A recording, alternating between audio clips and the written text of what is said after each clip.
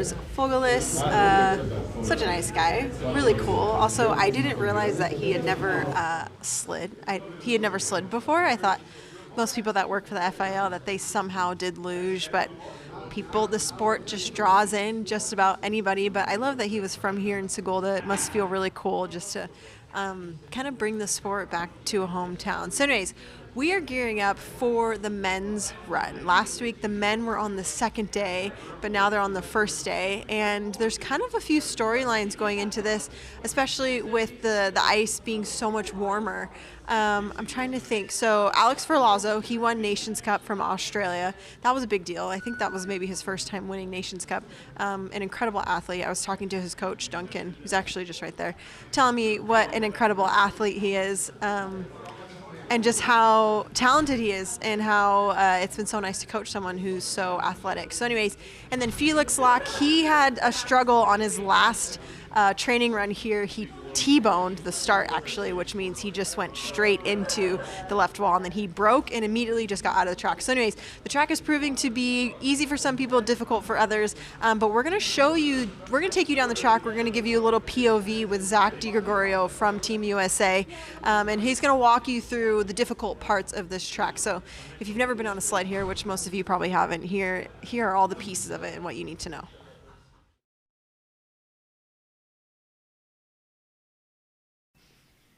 Here we are at the start of the 7-story high men's luge start here in Sigulda, Latvia.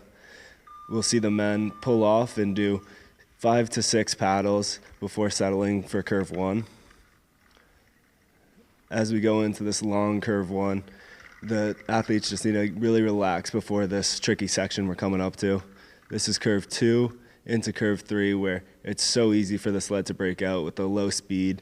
Not too much pressure that's holding you onto the curves, but you need to really turn the sled. With this section here, we're going to go into curve 4, where the doubles sleds and the women's sleds will start their race. This is a tricky part for the men, but even trickier for the women in doubles, as they have to turn the sled to make it almost the same direction as the men are coming from here. Into 4, 5, and 6. Entrance of curve 6 is one of the tightest parts of the track. Really hard to get your weight over in time and get the sled on the curve smoothly. And then we'll be going into the labyrinth section here. The labyrinth section is so important for our doubles and women's race, just because you're going such low speeds. If you lose any time here, it's going to just triple towards the bottom. Now we're into curve 10, transition to 11. This is where the track starts really dropping, so nailing this section here really sets it up for the bottom. Coming through curve 11 into curve 12. Curve 12, you're getting inverted through just to get that really early entrance to 13. This part's crucial to get that flat line through 13 and really make it so that exit works. Here through 13, 14, this is before the flowy part of the bottom track. You need to really nail this, because it's so easy to come out too early of 14 and just pick up back on the end, and it can flip you out real quick. Here's that exit we were talking about into curve 15. Curve 15 is where you're going the fastest throughout the whole track. You're pulling as many G's as you do on a luge sled, and it's a really tricky part because you can lose your head through so many G's, which means your head's dragging on the ice and you can't see anything in front of you. Coming out of curve 15 there into Kreisel. Kreisel's the finish curve, which is a 270-degree turn that sends you out to the finish line. You need to really nail this exit if you want to get first on that finish eye.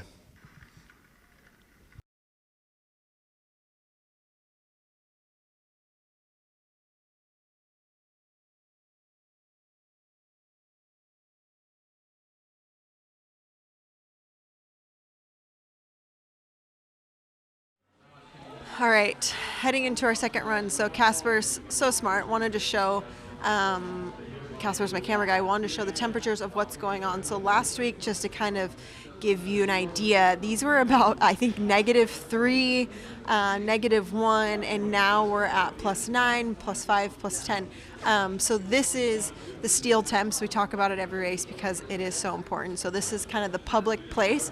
Do you have an update? Are you going to write? Okay, here we go. Wow. Live in action, writing down the temperature update. Okay, what are we at? What did it measure? Plus. Okay, so right around similar, little warmer. So we can imagine as we go through midday that there's no sun out here, but we're gonna imagine that the ice may just get frostier and not as helpful. But yeah, so 12:40, 55, every 15 minutes, they're giving an update for the coaches so they can come check it and then they can check their own sled. So cool, you did a great job. Yeah, you're really good at this. Is this your dream job? You love doing this? It's procedure. It's procedure. Okay, well, it's a big deal. We need people like this because I'm sure back in the day, we should talk to someone who was back in the day who did steel temps if they like managed to do steel temps back in the day and how it was. But a quick story of the race that I would love to just kind of highlight on. I tried to get the coach to come over here and talk to me. You can point him out right there, Papa Kumartitschvili. He's in the all black, this Georgian coach. Just give a wave. He can just wave. He thinks his English is not good enough, but I think his English is plenty good enough. But it's a cool story. This is the first race that you guys have 3 sleds in a World Cup, and this has never happened before. Is it usually you just have 1, or normally? Yeah, usually. It depends. In this race we have 3. It's a big experience for our country. So It's a very, very big deal. His son is in it, Saba Kumartitschvili, and then Mechedliani. Did I say that? Mechedliani. Mechedliani. Yeah, we don't. Wait, you say it. Mechedliani. Yeah, we don't have that sound. Mechedliani. I tried. He was giving me verbal instructions back in Austria so I could pronounce their name correctly. But anyways, they're the first 2 sleds that are starting off, Lasha and Luca Mechedliani. Just to make him laugh. I just want him to feel comfortable. So anyways, they're the first 2 sleds starting off, and then Saba Kumartitschvili, he's going to be 5th off. So really cool for the Georgian nation today. And of course, they're following a story. Saba's cousin, Nodar Kumartitschvili, from the Whistler Olympics, he did pass away. So there's a long kind of history within Georgian sliding. So we're really excited to have them sliding with us today. So it's super cool. I think this is an episode of just all the smaller nations. Let me see who else we have on here. Slovakia, Romania, Sweden, Svante Kohala. Shout out to the Swedes. We were giving them a lot of love last week. He did really well in Nations Cup, and then he'll be going off 11th today. So it's going to be really great racing. But again, everybody's just kind of waiting on the edge of their seat for these ice conditions. The ice conditions just kind of, I don't know. It's like such a frustrating. It's such a frustrating part of the sport for skeleton and bobsled too, because you can't control the ice, you can't control the weather, and sometimes your sled just like, it takes a lot to change the setup to put it on slower ice versus fast ice. And some people only have 1 pair of steels.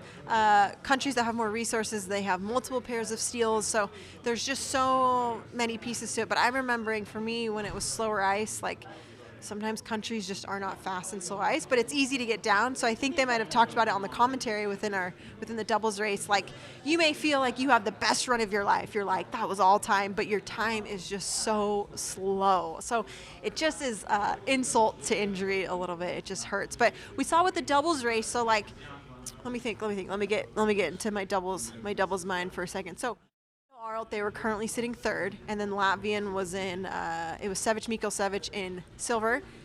Bots Pluma, Robot, they were in 1st. So what happened was the Germans came down, put up a great time, and then the last 2 Latvian sleds just couldn't beat the time, and they fell back. So that could either be because the run just wasn't as great as it was the first run, or the ice just slows down and they aren't able to navigate it. So one thing I want all of you viewers to watch for, when the ice gets slower, you can see tracks like in the ice. Like you can see like almost like ski tracks from these sleds, and that's when you know it's getting really frosty.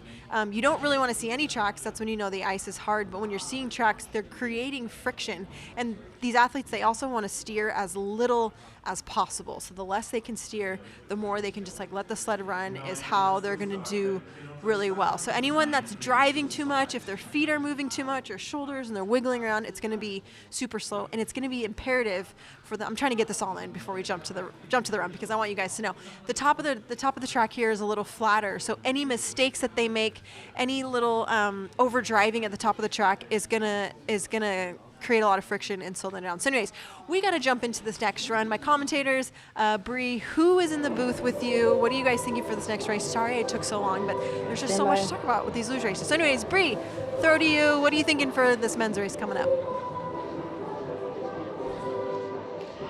Thanks, Kate. I am here with the Team Ireland, Elsa Desmond. It's like the Ohio State, but like actually singular, because you are the one and only Irish slider here. It is so great to have you. Thank you so much for joining me again for a race for men's singles coming up. And something Elsa and I were talking about was the Nations Cup. So, you know, next to a start list, there's these queue for the athletes that qualify from Nations Cup to get into the race. But what I was not aware of is Elsa was telling me what qualifies you to race Nations Cup to qualify for the race. So what is that extra step in there, Elsa? So lots of people that watch the sport won't be aware that you can't just turn up and race in Nations Cup. In order to qualify for the Nations Cup, you have to be within 107% of the fastest athlete within your session. Right. So you'll have 2 official days of training, which you'll have between 5 and 7 training runs, and in those runs you have to be within 107% of the fastest athlete.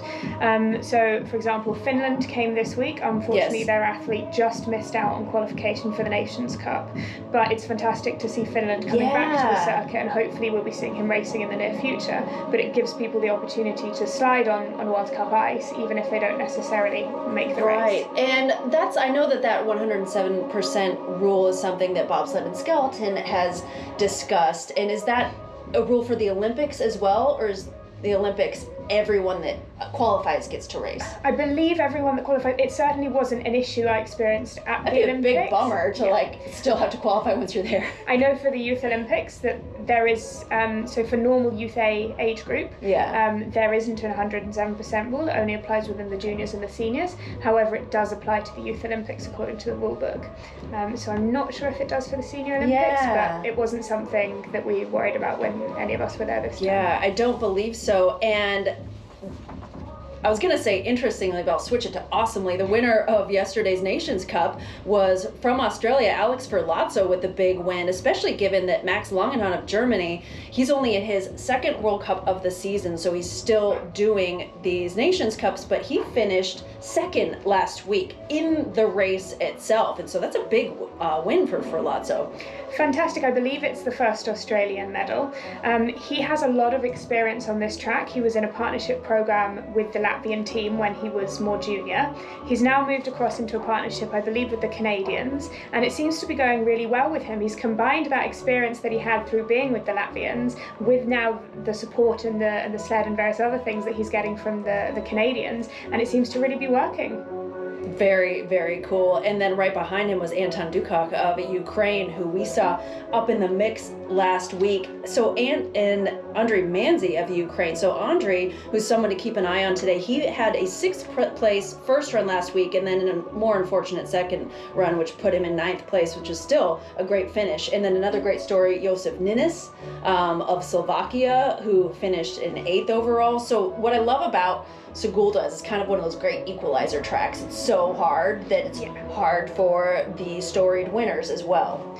And compared to some of the other tracks, such as the German tracks and the Austrian tracks, we don't see the traditional German, Austrian, Italian dominance, because it is a little bit further away from the central part of Europe. Those nations don't have as many runs here. Right. So we do see the advantage to the Latvians, but in terms of the other nations, there isn't the same dominance in the same way, which is fantastic. It is. And we just got the 2-minute call. So switch channel, switch over to the live feed race while Elsa Desmond and I call the first heat of men's singles. Thanks so much for joining us on the studio show.